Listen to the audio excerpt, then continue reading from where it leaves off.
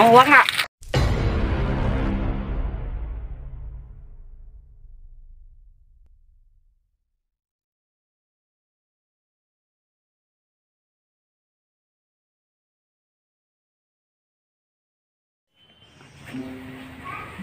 Ham, beliau yang kata bandar itu lo gak ada tuh.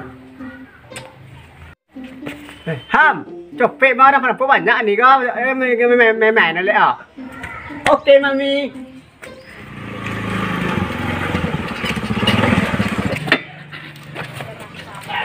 Mau uang nggak?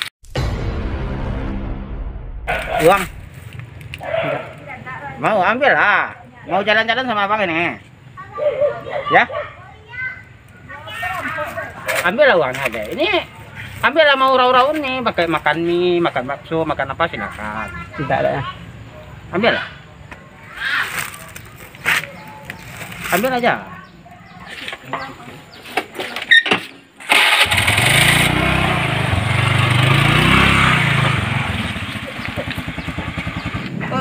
Sini dulu. Ini uangnya ini. Mau beli apa lagi? Apa ya Roh?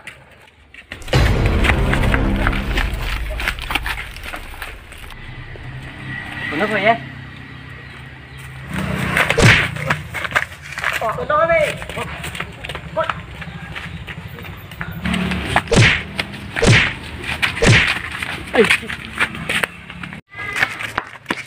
Ambil. Nah, boleh lah. Injek tangannya.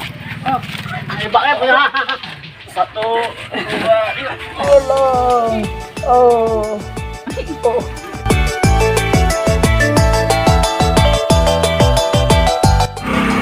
Tahan air ya. Dah.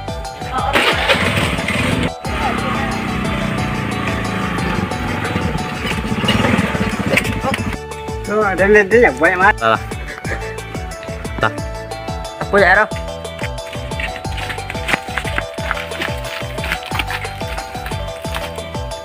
Banyak, Pak.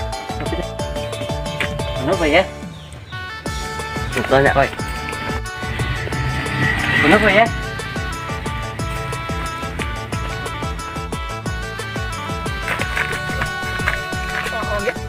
Enggak aja tengah, Roh.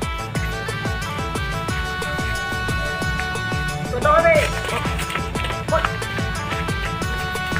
Ikut lah. Lagi cara dah. Lah. Tangannya.